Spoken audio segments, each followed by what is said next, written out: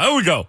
Here we go, baby. Coach Foster is at the chalkboard. I love scout meeting stuff because, when we talk about film, I'm like, oh, look at this move right here. Could have did this. Well, yeah, because half the time you're watching film as we're doing the radio show. You'll I'll be in the middle of a sentence. You're just like, oh, Daly can't get beat like that. I did it on the QB thing on Netflix. When Patrick Mahomes was breaking down film, he was talking about the safety on the edge. He was like, well, I love that. Okay, so film study does it for me. But 2023 Titans, 7-9, and 2022 missed the playoffs. Boom. Head coach Mike Vrabel, we know and appreciate what he's done here. Titans strengths. I'm starting just right there, Will. Mike Vrabel. It starts with his identity and it shows on film. You know what type of player he was, and I put this in my notes. Former player coaches seem to play with more edge than non-player head coaches. It just seems to be that way. There's an edge, there's an expectation, and Vrabel is the leader of what that expectation is, which is why Rand even said in his press conference a second ago, he's honored to be with a guy that's been here for so long because he's teaching him the ropes and the expectation. I just put that in there because Vrabel is just as much as a strength for this team, the same way Belichick is, Andy Reid is, Mike Tomlin is, some of the good coaches in this league, right? Vrabel is one of those strengths. Leading right there into the next strength for this Titans team, Derrick Henry. 349 carries last year, 4.4 yards a carry for him. I think he'd want to get that up. Finished with over 1,500 yards, 13 touchdowns. And this is the part that Rhett brought up too earlier when we had him on. He had 398 yards receiving. If that can evolve a little bit more, that's something I would be looking for if I'm a team that's about to play the Titans. Hey, look, Derrick kind of started off last year catching the ball out the outfield a little bit more. We need to watch that. I imagine, too, on film, you're seeing the tendencies the Titans use to get him the football in space. And you're seeing a lot of screen passes that you could telegraph a little bit, to be quite honest.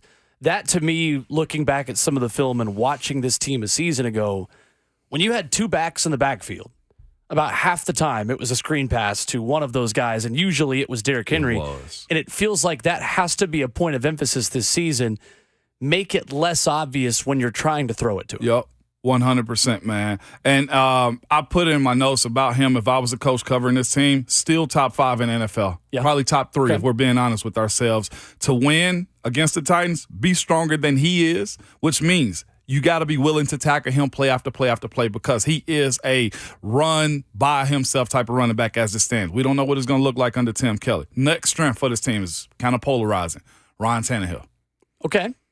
Not many franchise quarterbacks entered the last year of a deal without an extension, and he's there. I expect him to be different this year. The team went 7-9 with him in and out of the lineup last year, missing 5 games, injuries with the ankle. We know what that was caused by, protection. Again, don't let this guy lull you to sleep. He is a runner. I expect him to run more this year. Can he pass? He can pass the ball around the field and has more weapons in 2023 than he did in 2022. This could be a good year for him. Again, 65% completion last year, 13 touchdowns, 6 interceptions. That's the number we're watching if Tim Kelly decides to go more through the air. 13-6. If we can get that number to what? 25-9, Will? 25-8? You're playing good ball if you're Ryan Tannehill. And that's the question about this team that is the question of the offseason and of 2023. Is Ryan Tannehill a legitimate franchise quarterback? Mm. You are saying from the film room perspective, when you watch the tape and when an opponent looks at this Titans team like they would on a Tuesday or Wednesday preparing for what's to come, that he is a franchise quarterback according to that film in a Titans uniform. 100%. 100%. Will not minimize his role whatsoever. And this is also what coaches would do. Ryan Tannehill is the best quarterback you've ever seen in your life this week. Yeah. And because of that, he's dangerous, all right? And his legs. That's the portion of it where extension of plays, you don't fall asleep on that. Next strength for this team is this, DeAndre Hopkins. Reputation precedes him, right? Another weapon with a proven contract for Tannehill. They're in the same boat. Played only 9 games, but had 717 yards on the sputtering offense in Arizona. Catch radius is insanely good. That in itself is a problem. So when you watch DeAndre Hopkins and from what you have told us and from what you tell the listeners when we do Scout Meeting Wednesday, when you talk about specific players, you begin with list of guys we can't let beat us. Yes, sir. DeAndre Hopkins is right behind Derrick Henry on that list, in your opinion. Yes, indeed.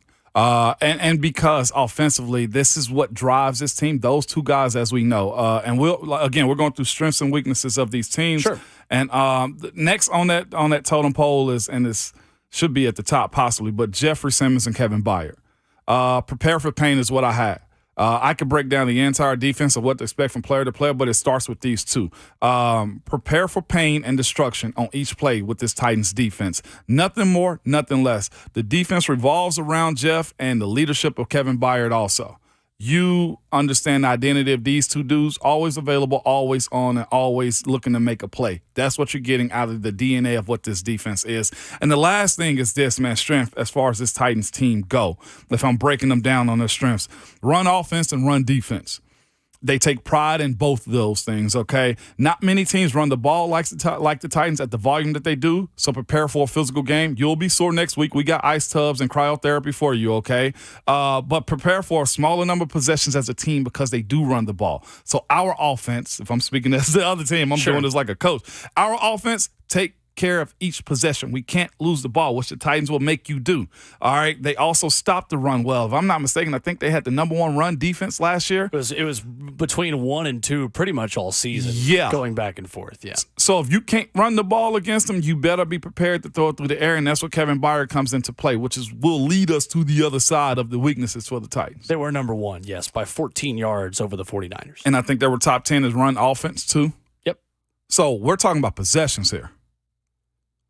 Yeah, we are. And I think you make a good point that teams are coming into games against the Titans with that pressure of you might not get a lot of chances. Right. You might not get a lot of reps. And I think that's where the script flipped a little bit last season.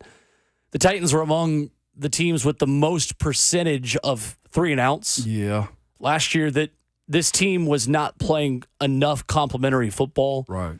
To help a defense that I think we all believe could take a step forward if they get a little help this season and stay healthy in the defensive secondary. So those are the strengths that a coach is going to start by talking about. And correct me if I'm wrong, a coach does start with the strengths of a team when they start the scout, right? You're not starting with their weaknesses. No. You're starting with this is what we have to take away, not this is what we're going to take advantage of. Oh, no doubt about it. And what's so wild about it, the head coach is the one that paints them as the best team you're going to see. That's why the intro was what it was. We didn't really go through the tendencies. We did those in the individual meetings, like position meetings. Sure. But for the sake of us doing this show, though, we will say flaws instead of weaknesses, too. Are you cool with that? Flaws instead of weaknesses? That's fine. Flaws. All right, so first flaw, Will, pains me to say it, offensive line. And hear me break it down real quick. Hard to say they are a flaw because they do have talent. But hear me out. New left tackle, new left guard. Last year's left guard is now the center. Right guard is new, and your second-year right tackle is suspended for 6 games. So your right tackle is also new. A lot of talent, but a ton of work to be done. You feel comfortable with that?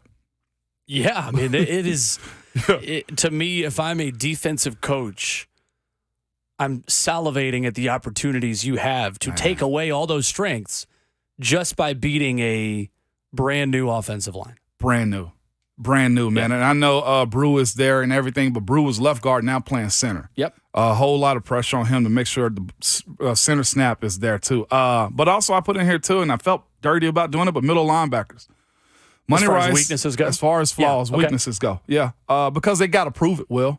I think Money Rice and Azeez Al-Shaair, have played in this league, but can they handle the whole season of starting? Money Rice, Azeez also backing up that defensive front. Like, there's pressure making sure that, look, if Big Jeff and Tierra Tar are funneling tackles to you, can you get off a block and actually make those tackles? We got to see that this year. And I know they can play. Money Rice, I'm high on. Kid out of Georgia. Azeez also has played enough in this league. But can you make those plays for this defensive front that really be a tackling machine? And then this is the other part, other flaw, too, offensive play calling. Not sure what Tim Kelly's playbook looked like. I think Todd Downing last year carried the water for the most part of the season. Will he go to more passing? Can this offensive line protect Tannehill long enough for him to spin the ball down the field if that's what Tim Kelly wants to do? Another flaw, uncertainty that this team has to answer. And just moving down my list too, secondary depth. This camp needs to have 2 other guys come out of it who can back up Bayer, Hooker, Fulton, McCreary, and if Elijah Molden can stay healthy, Who's behind that crew, Will? Man, and Molden is a guy that we feel like is, I mean, we don't talk about Elijah Molden hardly at all anymore. Not enough, right? Because Roger McCreary was serviceable at outside corner last year. And I think we've all just assumed, okay, Sean Murphy Bunting coming in, he's your second corner, and Roger McCreary can play his more natural position inside. But it does feel like that if the Titans stay healthy at corner, which we go into every training camp saying, at corner they have more depth now than they have in past years. That can change in a hurry because Molden and Christian Fulton have each been very injury prone. Mm-hmm. But to me, the issue is with the depth at safety. Yeah. And the Titans did add A.J. Moore today, who played, has been a special teams guy really his whole career, an undrafted guy coming out of Ole Miss. But the secondary depth, you need somebody else to be that Andrew Adams. Yeah. A season ago. Had the pick six to beat the Indianapolis Colts. And, that's not a guy we were talking about at the beginning of camp. You had to make a move to go get him. Yes, sir. And you made a number of moves a season ago, adding other safeties, and you added Ugo Amadi, who ended up not making the team out of camp, and you made some of those changes. I think that's one position, specifically when you talk about flaws, where the entire room has not yet been assembled. Thank you. And that's all, and that's what I'm hoping camp is for, right, Will? And I finish with this. Another flaw to his health. We've spoken about this a lot, right? Here or there, it's football. Can their physical play be sustained while having minimal injuries this year? And I just summarize this scout meeting by saying this: never sleep on the Titans if I'm a coach. That's where I'm at. Not sure what they're going to be offensively, but prepare to battle Vrabel and his defensive-minded bunch along with the running game. I know those are the strong suits that we have to battle if I'm a team going up against this team. Me personally, that's how I view it. This would be a week for me of all recovery, Will. Making sure that, hey, knees feel good, muscles are loose, like Blaine said in the presser that we have running around here, so that I can be quick and understand after the game it's going to be physical. Like, I'm going to be sore. That's my scout meeting of how I break down the Titans this year. And, of course, I missed Chig. Didn't talk enough about Tierra. I know there's a lot of guys I missed, but this is a short version of it. Well, and on strengths and weaknesses, too, I imagine in the entire team meeting, you're looking at the headlines on each side. Oh, yeah. You get into position groups and you get into offensive line meeting rooms and defensive line meeting rooms and things like that. Then you're going to dive more into the specifics on each player that you're going to see and the tendencies and obviously what they want to do. But I think it is interesting from your perspective, just the Ryan Tannehill part of it. That if you're an opponent scouting the Titans, Ryan Tannehill is someone you have to take away and minimize. Oh, yeah. And he's not seen as a weakness, he's seen as a strength. He's a strength. I think this fan base would often lead you to believe the opposite. But see, this is what will happen. So we would maximize all his strengths as far as like what he does well and figure out to your point, Will, those finite little, in between quirks that he would do that you would attack. But to the normal eye, normal fan watching them, you only see the interception. What you don't see is how he probably commands the offense and the way he can fit the ball in tight windows and what he's capable of doing with his legs. Like, that's the thing about being an NFL starting quarterback in this league. He's proven to be able to make plays. And I would also caution my team as it is. Don't look at what they did last year. He had hardly no weapons. Right now, you got a bona fide wide receiver and DeAndre Hopkins. You have a young guy who's on his way in Traylon Burks. You got Chig Okonkwo. You also have young guys who can play the slot, just watching what they can do. And then, of course, having Derrick and Tajay. We didn't even mention Tajay in the scout meeting breakdown, Will. So say what you want to about the 2022 version of Ryan Tannehill, but a team scouting him would tell you this. And I play with a quarterback that told the front office, I need more weapons. I think Rand and Vrabel kind of answered that call a little bit this offseason, specifically in the month of July.